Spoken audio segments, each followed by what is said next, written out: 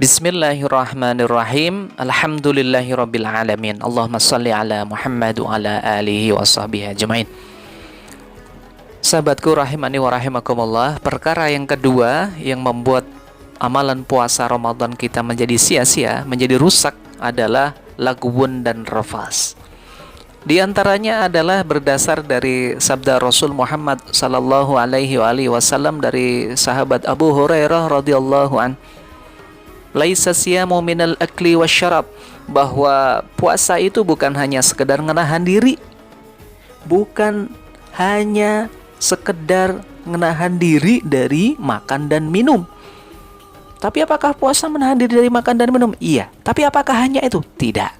Kata Nabi, innamal siyamu minal lagwi warrafas.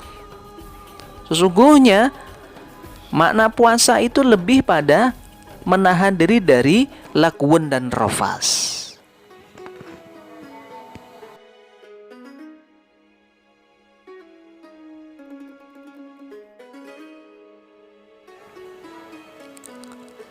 Lantas apa yang disebut dengan lagwun? Lagwun itu adalah segala perbuatan, perkataan yang sia-sia, yang tiada manfaatnya, yang bisa melalaikan seorang hamba, seseorang untuk melakukan ketaatan kepada Allah Subhanahu wa taala. Itu lagwun. Semua perbuatan yang menjadi sia-sia, semua perkataan yang sia-sia. Artinya sia-sia apa? Tidak bernilai di hadapan Allah. Tidak ada manfaatnya di hadapan Allah. Bagi diri kita juga tidak. Apa itu contohnya? Ya contohnya misalnya kata-kata yang kotor, misuh-misuh misalnya, dusta, seperti yang pertama tadi ya, ghibah, namimah, dan seterusnya. Perbuatan apa lagi? Contohnya lagi yang lain. Misalnya, contoh lagi yang lain misalnya di musim Ramadan ini kan sajian televisi, menu acara di televisi kan semakin luar biasa dengan bingkai menyambut bulan Ramadan, mengisi bulan Ramadan, tapi isinya jauh dari hal yang disebut dengan tarbawi, ada unsur pendidikan. Nonton TV tapi tidak ada unsur pendidikan atau ilmunya. Habis di depan televisi itu pun juga tidak baik. Gadget pun juga seperti itu. Pastikan kita menonton, kalaupun itu harus dilakukan, ada unsur itu tadi, pendidikan ilmu yang menjadikan kita semakin bertambah kedekatan kita kepada Allah. Apalagi main games.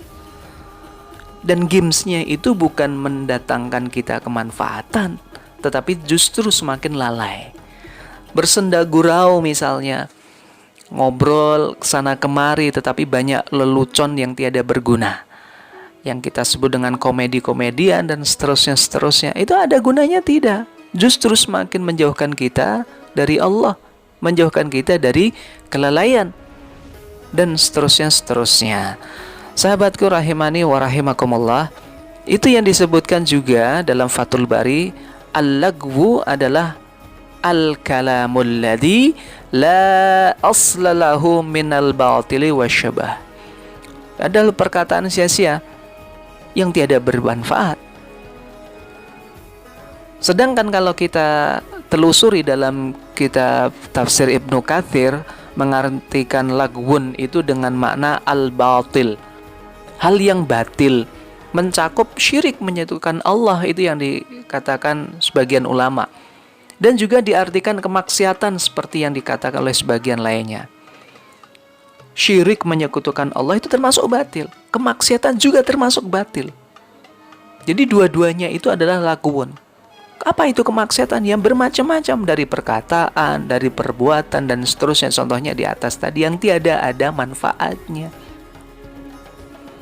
Ini juga sesuai dengan firman Allah Subhanahu wa taala, walladzina la yashhaduna az-zura wa idza marru bil lagwi marru kirama. Dalam Furqan, surat Al-Furqan ya. Apabila mereka bertemu dengan orang-orang yang mengerjakan perbuatan-perbuatan yang tidak bermanfaat, mereka lalui saja dengan menjaga kehormatan dirinya. Apa yang tidak bermanfaat? Lagwun itu tadi. Itu ciri orang-orang yang beriman. Saudaraku yang dirahmati oleh Allah, dan kita sebagai orang muslim, orang beriman, kita kan pingin menaikkan derajat kita agar menjadi orang bertakwa tadi, memantaskan diri. Di antara cara memantaskan diri kita adalah seperti sabda Rasul Muhammad SAW dari sahabat Abu Hurairah juga. Min husni islamil mar'i tarkuhu ma la ya'nihi. Di antara ciri kesempurnaan kebaikan Islam seseorang itu adalah tarkuhu ma la ya'nihi, meninggalkan sesuatu perkara yang tidak ada manfaatnya. Ini bagi para ayah misalnya, kan di rumah ini kan jadi hal positif, tapi juga bisa jadi hal negatif.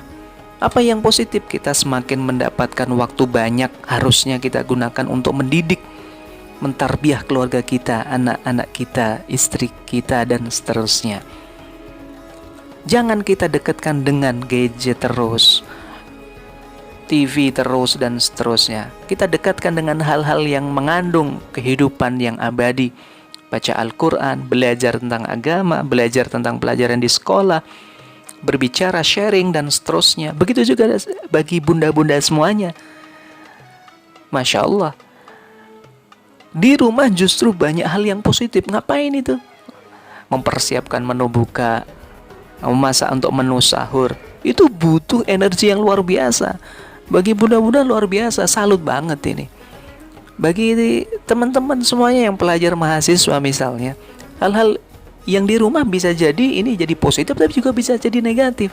Apa positifnya yang itu harus diambil untuk menghilangkan yang tidak baik? Pegang gadget, pastikan itu bisa bermanfaat untuk tilawah, untuk mutaba'ah, untuk apa lagi misalnya?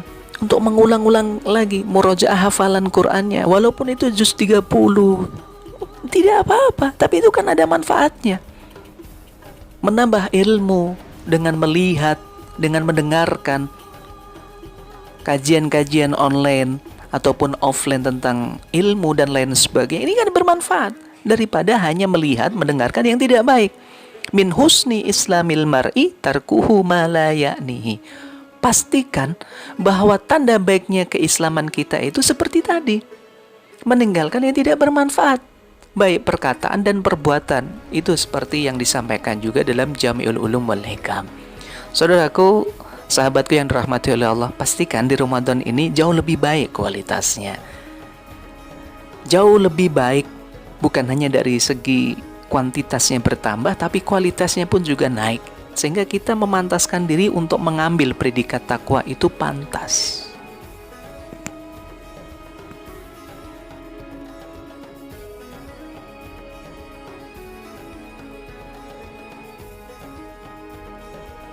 Bismillahirrahmanirrahim. Lantas apa yang dimaksud dengan rafas? Misalnya dalam Fathul Bari, Ibnu Hajar al-Asqalani mengatakan rafas itu digunakan dalam pengertian kiasan. Kiasan berhubungan badan dan semua perkataan keji. Atau dalam pengertian takrif yang lain disebutkan bahwa ar-rafath itu adalah ismu jami' likulli ma yuridur rajul minal mar'ah. Jadi sesuatu yang dilakukan, yang diucapkan, segala hal itu yang diinginkan laki-laki pada wanita. Atau dengan kata atau istilah yang lain, rafas itu adalah perkataan, khususnya perkataan-perkataan yang menjus pada syahwat, pornografi, porno aksi, dan seterusnya. Termasuk kategori rafas ini ya perkataan yang tidak senonoh, yang unsurnya itu misalnya ya kecabulan, porno, senda gurau berlebihan yang menjurus pada timbulnya nafsu birahi syahwat, sampai pada termasuk hubungan seks atau bersetubuh. Ini termasuk rafas.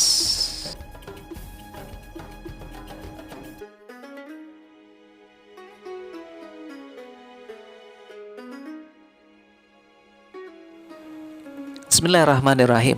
Lantas bagaimana di bulan puasa ini kalau seorang ayah atau seorang bunda misalnya, suami dan istri apalagi yang masih usia-usia muda, gejolaknya masih luar biasa.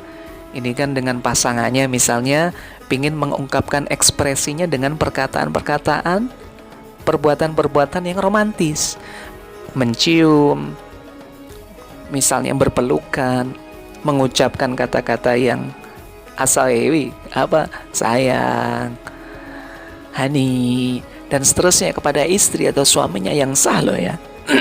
Itu bagaimana? Apakah ini termasuk dengan rofas dan seterusnya? Nah, mari kita bahas sejenak ya. Ini khusus untuk yang sudah menikah. Bagaimana dengan yang tidak menikah? Ya paling tidak mendapatkan ilmunya dulu. Jangan berpaling dulu ya, dengerin dulu. Mencium istri, mengucapkan sayang dan seterusnya, pada prinsipnya adalah kepada pasangan yang halal dalam ajaran agama kita. Sungguhnya banyak ulama menyampaikan bahwa orang yang berpuasa dibolehkan dengan istrinya, dengan suaminya itu mencium dan seterusnya.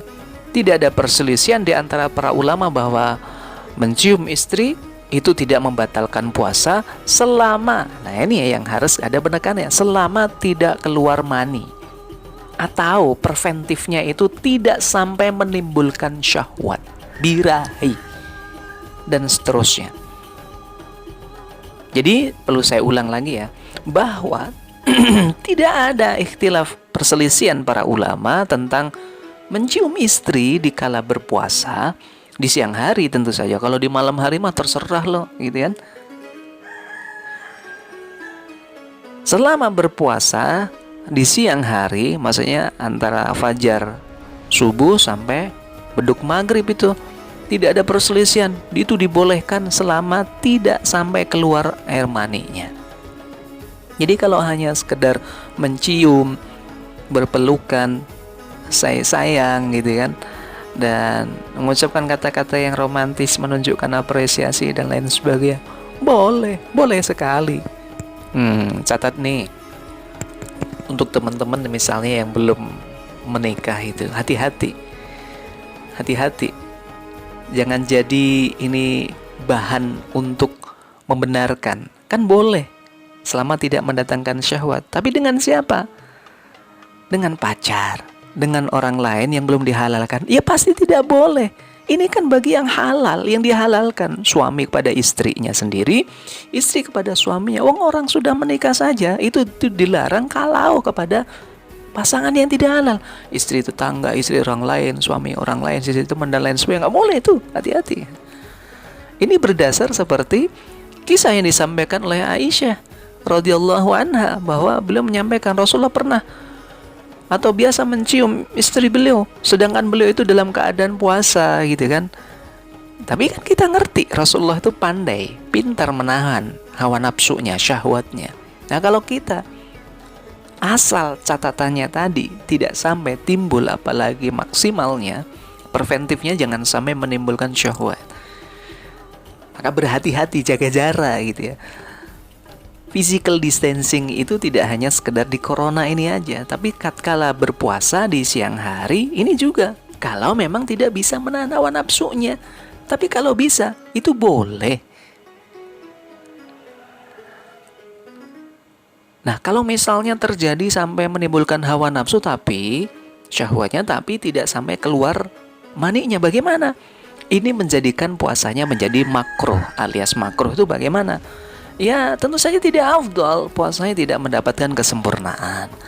Nah, saudaraku, teman-temanku yang rahmati Allah, ini semoga menjadi bahan kita dalam kehidupan kita sehari-hari. Semoga bermanfaat. Assalamualaikum warahmatullahi wabarakatuh.